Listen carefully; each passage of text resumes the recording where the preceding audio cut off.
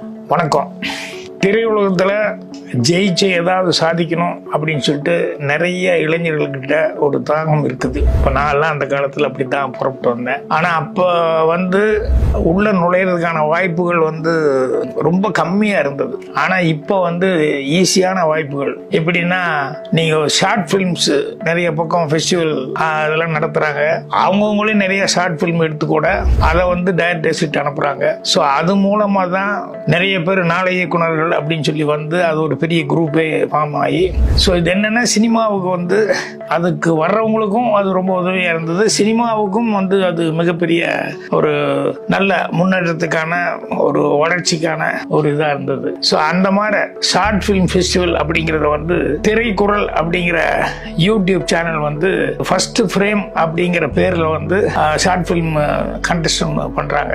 இதில் கலந்துக்கிறவங்களுக்கு எவ்வளவோ செலவு பண்ணி நீங்க பண்ணுவீங்க, நல்லா எடுக்கணும்னு சொல்லி சிரமப்பட்டு பண்ணுவீங்க. ஸோ அதை ஈடுகட்டுற மாதிரி இதுல அந்த ஃபர்ஸ்ட் பிரைஸ் வாங்கக்கூடிய அந்த படத்துக்கு 1 லட்சம் ரூபாயும், இரண்டாவது பரிசு வாங்குற படத்துக்கு 50,000 ரூபாயும், மூன்றாவது பரிசுக்கு 25,000 ரூபாயும் அவங்க ஒரு உங்களை ஊக்குவிக்கிற மாதிரி ரிவார்ட்ஸ் கொடுக்க போறாங்க.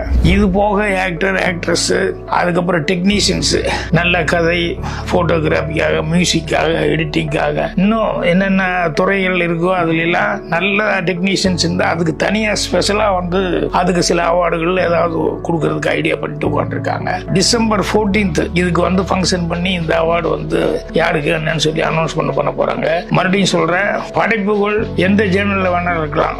அது காமெடியா இருக்கலாம், சீரியஸா இருக்கலாம், சென்டிமெண்டா இருக்கலாம், த்ரில்லரா இருக்கலாம், லவ் ஸ்டோரியா இருக்கலாம், சென்டிமெண்டா இருக்கலாம், கிரைமா இருக்கலாம். எந்த ஜேர்னல் வேணாலும் நீங்க ஃப்ரீயா திங்க் பண்ணலாம். அதுலயே இன்னொன்னு என்ன அப்படின்னு சொன்னோம்னா, 20 நிமிஷத்துக்குள்ள அந்த படம் இருக்கணும். அது 5 நிமிஷமா இருக்கலாம், 7 நிமிஷமா இருக்கலாம், 10, 15, 12.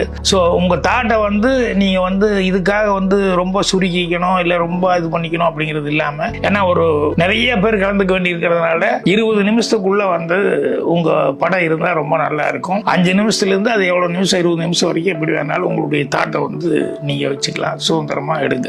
ஸோ இதெல்லாம் இப்படி எல்லாம் ஒரு ஆப்பர்ச்சுனிட்டி முதல்ல நான் உள்ள நுழையிற காலத்துல அது இல்லை.